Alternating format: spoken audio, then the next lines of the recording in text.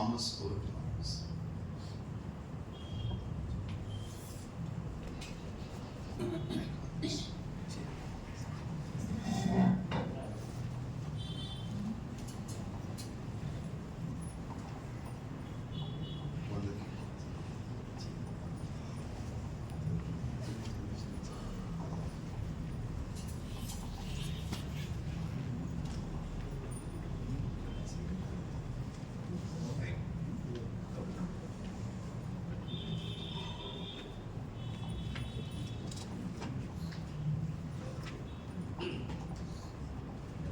దేవుని పరిశుద్ధ నామానికి మహిమ కలుగును గాక. హల్లెలూయా హల్లెలూయా. అందరం చెప్దాం హల్లెలూయా హల్లెలూయా. మంచిది. మనం ఇంతవరకు పాటల ద్వారా ప్రార్థన ద్వారా సమయంలో ప్రభుత్వం పరిచయం పరిశుద్ధ గ్రంథంలో నుంచి కీర్తనల గ్రంథం 100వ కీర్తన అయితే అందరం కలిసి చదువుకుందాం. 100వ కీర్తన మొదటి నుంచి చివరి వరకు 5 చరణాలు ఉన్నాయి. 5 చరణాలని అందరం కలిసి చదువుకుందాం. దయచేసి అందరం లేచి నిలబడదామా? అందరం లేచి నిలబడదాం. నేను ఒక వచ్చిన చదువుతా, మీరు ఒక వచ్చిన చివరి వచ్చిన అందరం కలిసి చదువు. సమస్త దేశములారా యెహోవాకు ఉత్సాహధ్వని చేయుడి.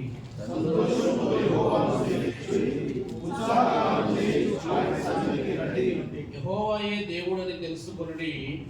ఆయనే మనల్ని పుట్టించెను.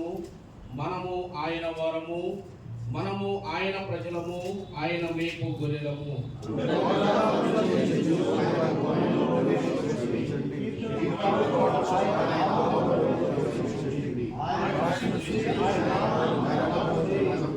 కలిసి చదువుకుందాం. యెహోవా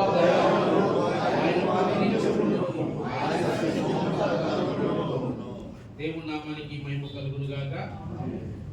2 నిమిషాలు ఎక్కువసేపు ఎక్స్ప్లెనేషన్ ఏం లేదు. మనందరం కలిసి చదువుకున్నటువంటి కీర్తన భాగంలో దేవుడు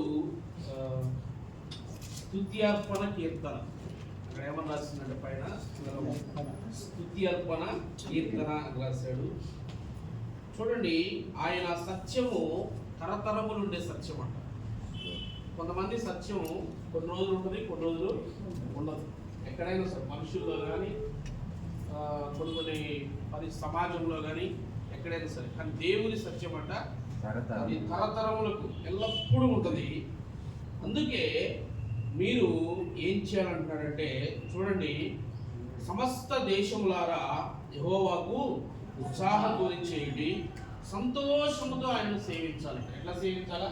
సంతోషంలాగా చక్కగా మనం ఒక పాట పాడుకున్నాం. స్తుతులతో ఆయన సన్నిధిని మనం ఏం చేయాలా? నింపాలి. స్తుతులతో ఆయన సన్నిధిని మనం నింపేవారిగా ఉండాలని వాక్యం చెప్తూ ఉంది. సంతోషంతో మనం ఉత్సాహధ్వని చేయాలి. ఎట్లా చేయాలంట? సంతోషంతో దేవుని సన్నిధిలో సేవించినప్పుడు, ఉత్సాహధ్వని చేసినప్పుడు బైబిల్ అంటాడు, ఎందుకు ఇలా మనం చేయాలంటే ఆయనే మనల్ని పుట్టించెను. ఏమంటాడు అక్కడ? చూడండి, ఆయనే మనల్ని పుట్టించెను. మనము ఆయన వారము, మనము ఆయన ప్రజలము, ఆయన మేపు ప్రజలము కనుక మనము ఆయన సన్నిధిలో ఉత్సాహంతో సంతోషంతో ఆయన్ను సేవించాలి. అప్పుడు ఎలా సేవించాలంటే చూడండి, అక్కడ రాస్తా ఉంటాడు కదా, కృతజ్ఞత అర్పణలు చెల్లించు. ప్రభువా, మమ్మల్ని పుట్టించావు, మమ్మల్ని మేపుతున్నావు నాయన, మమ్మల్ని నడిపిస్తున్నావు, మమ్మల్ని బ్రతికిస్తున్నావు. ఇదంతా కూడా కృతజ్ఞత అర్పణగా దేవుని సన్నిధిలో ఎక్కడి నుండి చెల్లించాలంటే ఇదంతా కూడా ఆయన ఆవరణంలో. ఎక్కడ? ఆయన ఆవరణంలో ఉండి, ఆయన సన్నిధిలో ఉండి ఇవన్నీ మనం చేయాలని, ఆ యెహోవాయే దేవుడని తెలుసుకొనుడి అని చెప్పేసి, అంటే ఆయన ఎంత మంచి దేవుడో తెలుసుకోమని చెప్తున్నాడు. ఆయన ఎంత సత్యవంతుడో, ఆయన సన్నిధిలో ఎలా ఉత్సాహ సంతోషంతో ఉండాలో, ఆయన మనల్ని ఎలా పుట్టించాడు, ఆయన కృతజ్ఞతగా ఎలా జీవించాలనేది తెలుసుకోమని ఈ స్తుతి అర్పణ కీర్తనలో మరి కీర్తనాకారుడు తెలియజేస్తా ఉన్నాడు. ఈ సమయంలో మనందరం కలిసి ప్రభు సన్నిధిలో మన 2 చేతులు పైకెత్తి మరి ప్రభుని స్తుతిస్తూ కొద్దిసేపు ఆరాధన చేద్దాం. దయచేసి